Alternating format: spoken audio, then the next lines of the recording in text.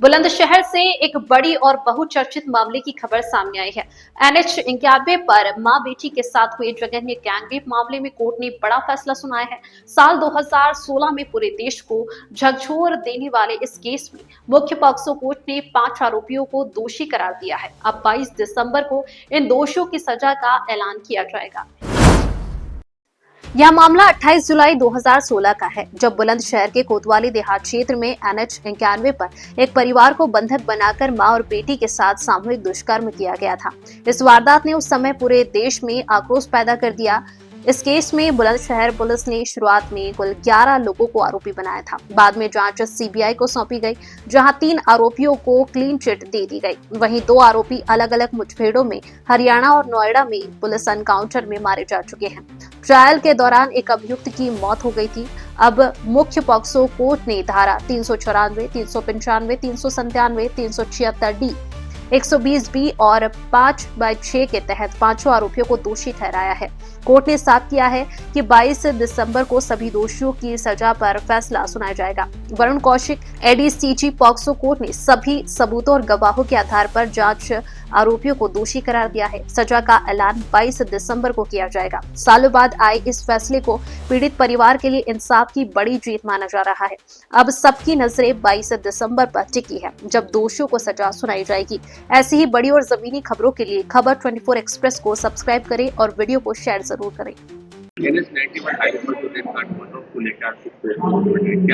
आज उसमें जो 5 मुलजिम थे उनको दोष सिद्ध किया गया है।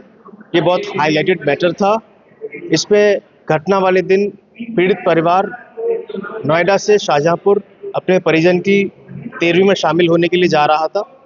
जैसे ही परिवार दोस्तपुर कोतवाली देहात पर पहुंचा, वहां पर इनको लगा कि गाड़ी में किसी ने कुछ फेंका है, तो उसको देखने के लिए वो गाड़ी से उतरे। जब गाड़ी से वो उतरे तो उनको 5 से 7 लोगों ने गन पॉइंट पे ले लिया और गन पॉइंट पे लेने के बाद जो मेल विक्टिम्स थे उसमें वादी का भाई और वादी का भतीजा था, जिनको उतारकर वो लोग मारपीट की और उनको जंगल में ले गए। जंगल में ले जाने के बाद उनके हाथ पैर बांधकर उनको डाल दिया गया और उनके साथ मारपीट की गई।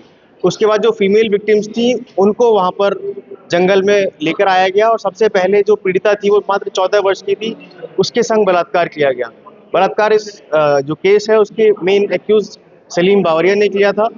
पीड़िता उस समय सबसे पहली बार पीड़िता को मेंस्ट्रुअल साइकिल आई थी, जिसकी भी शर्म उसने नहीं की और उसके मना करने के बावजूद उसने पीड़िता के संग बलात्कार किया। जब पीड़िता ने पापा पापा चिल्लाया अपने पिता को हेल्प के लिए, तो पीड़िता को चुप करने के लिए पीड़िता को नहीं उसके पिता को मारा गया। उसको तो मारा ही मारा गया, उसके पिता को भी मारा गया। कुल उसके बाद उसकी माता के साथ 2 लोगों ने रेप किया। कुल ये दरिंदगी 2 से ढाई घंटे चली और उस समय जो सरकार दम भरती थी कि 100 नंबर पर फ़ोन किया जाए, 100 नंबर पर सैकड़ों बार फ़ोन किया गया, लेकिन कभी भी फ़ोन रिसीव नहीं हुआ। फिर वादी ने अपने मित्र को फ़ोन किया, जिसने तत्कालीन कप्तान साहब को फ़ोन किया। तत्कालीन कप्तान साहब ने कंट्रोल रूम से गाड़ी भेजी। उसके बाद पुलिस उनको थाने पर लेके गई, उनका मेडिकल कराया, फिर मुकदमा पंजीकृत हुआ। इसमें कुल 6 लोगों के खिलाफ चार्जशीट आई थी, जिसमें से एक की ड्यूरिंग ट्रायल डेथ हो गई है और 5 लोगों को आज 376D, 394, 395, 397, 342 और 120B IPC और 5/6 पॉक्सो एक्ट में गिल्टी होल्ड किया गया है और पॉइंट ऑफ सेंटेंस पे इसमें 22/12 फिक्स की गई है। We will plea for the maximum. Thank you. Sir, इसमें क्या कुछ साक्ष्य? इसमें कुल 25 गवाह पेश किए गए थे अब्यूजन की तरफ से। उसके बाद जो 169 एग्जिबिट्स हैं वो अब्यूजन ने साबित किए थे अपनी तरफ से। और सबसे बड़ी चीज़, जो पीड़िता की माता का पेटीकोट था, उस पर एक एक्यूज्ड के सीबन पाए गए हैं, जिसने मुकदमे को बल दिया है।